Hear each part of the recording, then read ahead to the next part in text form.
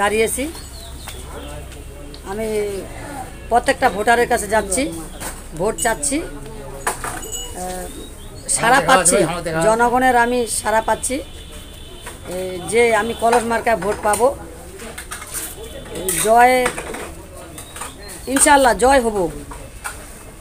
আর আমি জনগণের ভোটে নির্বাচিত হইলে আমি জনগণকে উনাদের সেবা করব, আমি তৃণমূল পর্যায়ে মানুষের সেবা করব, আর তাদের সুখে দুঃখে আপদে বিপদে আমি থাকব ইনশাআল্লাহ।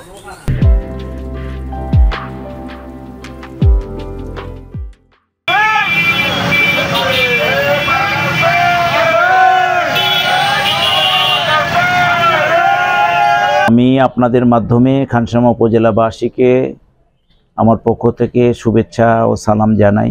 আগামী 29 মে খানসামা উপজেলায় তৃতীয় পর্যায়ে উপজেলা পরিষদের নির্বাচন হতে যাচ্ছে। সেই নির্বাচনে আমি পুনরায় উপজেলা পরিষদের চেয়ারম্যান পদে হেলিকপ্টার মার্কা নিয়ে নির্বাচন করছি।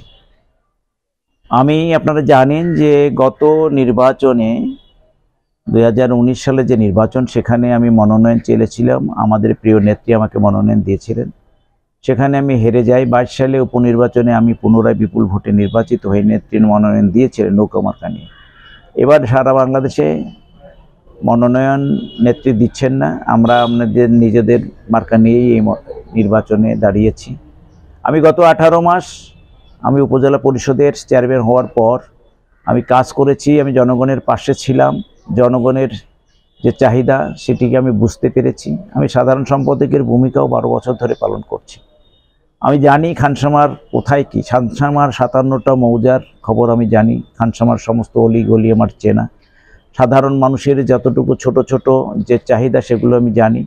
আল্লাহ যদি আমাকে খানসামার মানুষের ম্যান্ডেটের মাধ্যমে আমি নির্বাচিত করি, আল্লাহ তাআলা যদি আমাকে নির্বাচিত করান, তাহলে আমি তাদের যে ছোট ছোট চাহিদা সেগুলো পূরণ করব এবং সামনের দিনে এই খানসামাবাসীকে একটা স্মার্ট খানসামা উপহার দেওয়ার জন্য কাজ করে যাব।